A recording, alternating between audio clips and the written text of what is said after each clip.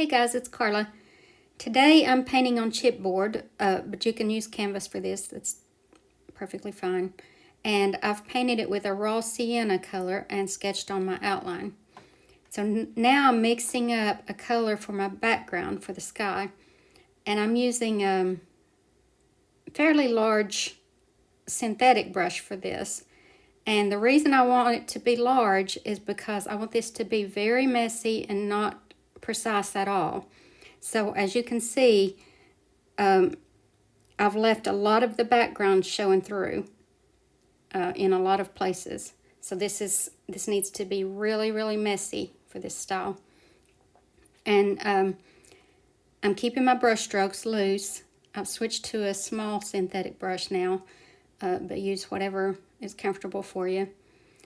And so I just want to block in some of my colors. And I'm starting with my bird. And again, I want to keep it very loose. Keep your brush moving. And I'm just putting in some base feathers, I guess. You want to kind of keep your brush strokes going in the direction of the feathers when you're trying to paint the feathers. But otherwise, just all you're doing is putting in color. So again, use whatever size brush you need for the area you're working in, because some of the areas are very small, and like the beak and the eyes and stuff, so you want to use a small brush. So I'm putting in my dark colors first, and then start highlighting it with a lighter shade of that same color. And this is what's going to form like the wings and the wing and the tail and feathers and stuff. But don't get too detailed with it. You want it to be very loose, because the whole painting is. And if you have one area in the painting that's really detailed and the rest is not, then it's going to look out of place. So this is a very loose painting, so everything needs to be loose. So that white on the bird was put there so that I could put color on top of it, because the color wouldn't show up against that dark background if I didn't put the white in first. So just kind of play around with the bird. You could make a totally different color bird, whatever.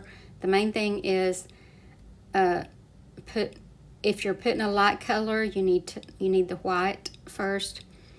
And the other thing is, on the darker areas, put the dark in first and then put highlights.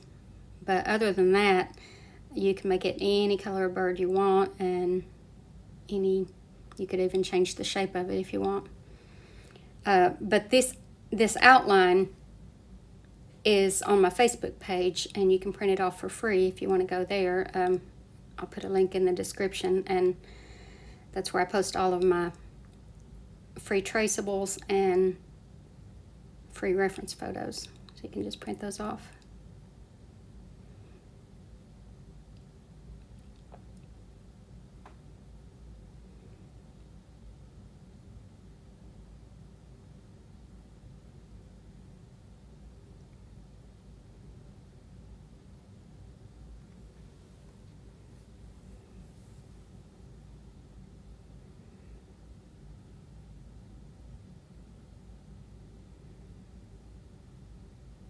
So in this painting, I've got my light coming from the top. So everything is going to be more highlighted toward the top.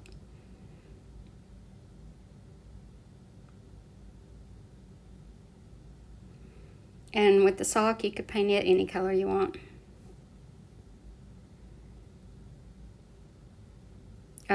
Speaking of colors, on my palette, I've got, from top to bottom, I've got white, phthalo blue, red, raw sienna, and raw umber.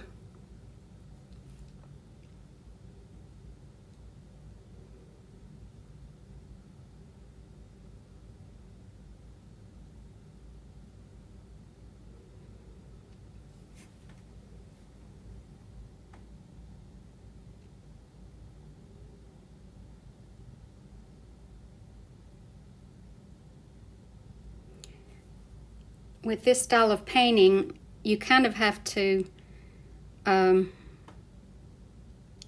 kind of a battle going on in your mind because you want to put more detail in, you want it to be perfect and all that, but with this style, you've got to keep telling yourself, keep it loose, keep it loose, keep it loose, and keep your brush moving and all that. And that's the only way to get this style, because your brain will try to tell you to make it perfect.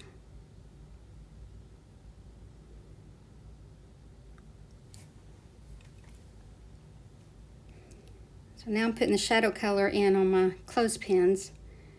So I'm just using the raw umber.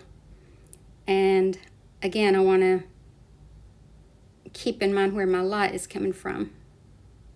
So the shadows will be more toward the bottom of everything. And then my first highlight color. And with this painting, you can go back and forth with lights and darks, and even change, and I'll show you later that I put some highlights in the bear, some really bright highlights, and then come back and completely change the shade. So I just wanted to show you how to do some of that kind of thing. So if you don't want to do that, then you can just leave that step off. So I'm just putting my highlights on. And now with the phthalo blue and raw umber, I mixed up a black shade for my eyes, nose, and mouth, and then the shadows in the bear. And I want to again keep it loose, and I'm just kind of dabbing these on. I'm not even really brushing them on like you would a regular paint stroke. I'm just kind of dabbing it, even though this is a synthetic, just a flat synthetic brush, but I just want to keep it loose and messy.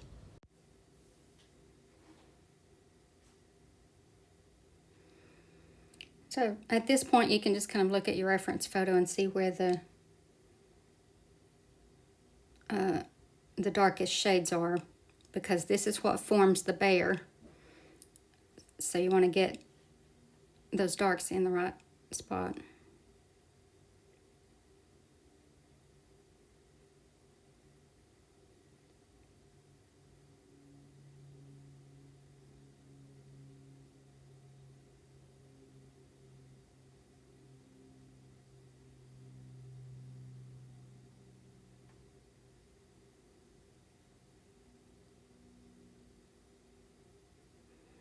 All right, so now I'm starting on the lighter shade in my bear,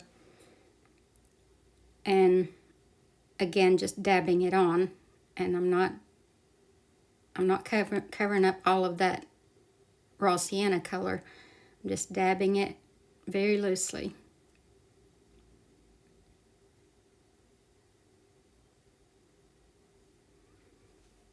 And this too will help form the shape of the bear.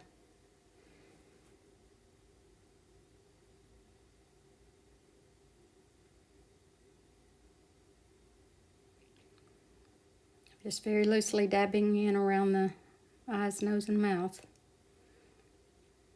Well, I'm not going to do the nose and mouth yet, because I want that to be a lighter shade. So, so I added more white to it and a little bit smaller brush. And I'm still just dabbing it in just very loosely, but I'm going around the nose and mouth. And then I'll use that same color as another highlight for the bear.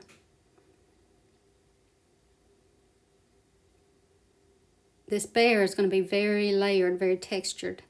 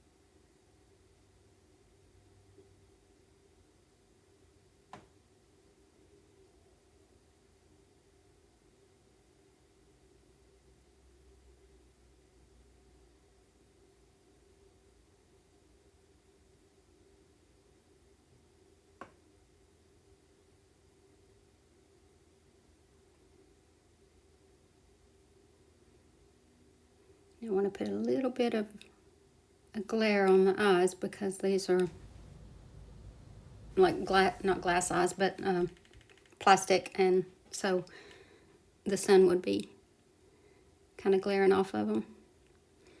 So now with watered down raw umber and a little liner brush, I'm just kind of putting in some hair, I guess, just kind of making him fluffy looking.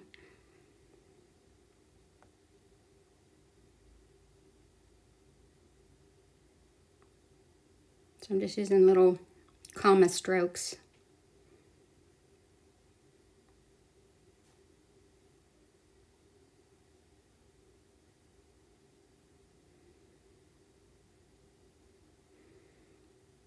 Another highlight on the sock.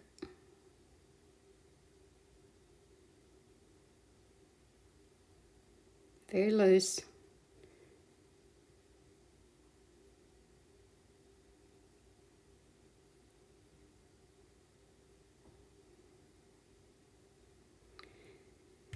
So now I'm putting a really bright highlight on some of the things, some of the top surfaces.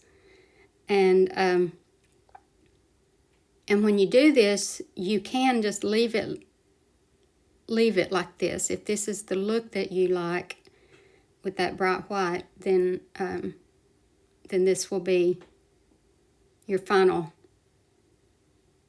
highlight. But there is a step that I take it a step further and change some things.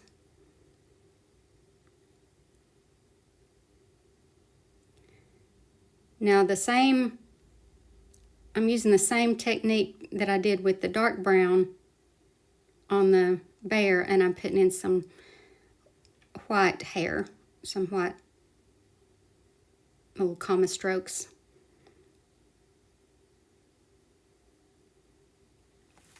This will just add more texture to the bear and more dimension.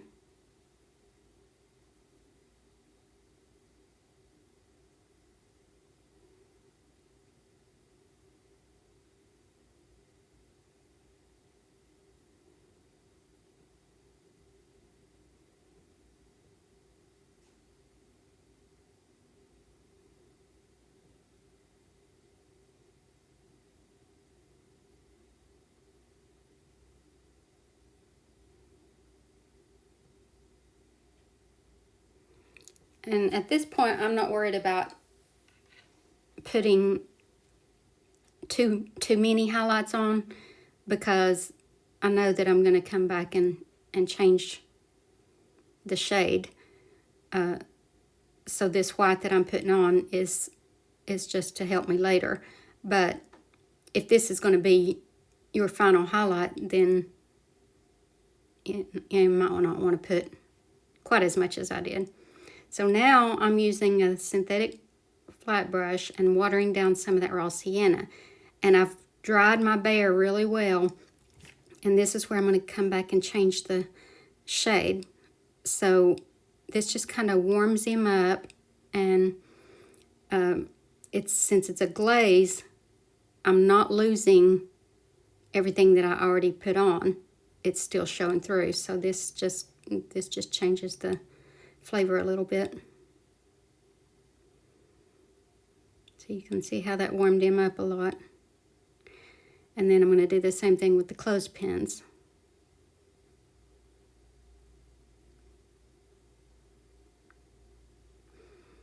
And now with that same technique, I'm going to use red and go over the bird and the sock.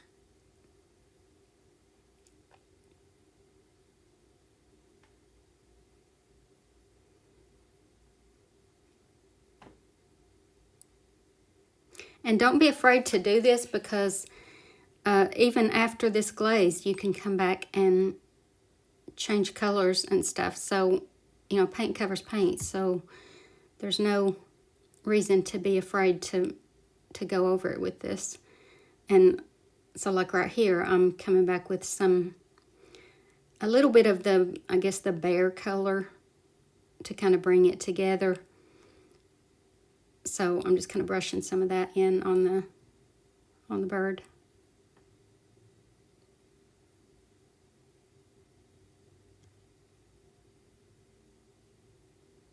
So when you've got plenty of time, you can really change this up any way you want. So there it is, guys, and hope you all enjoyed this, and thank you so much for watching. I hope you have a great day, and God bless you.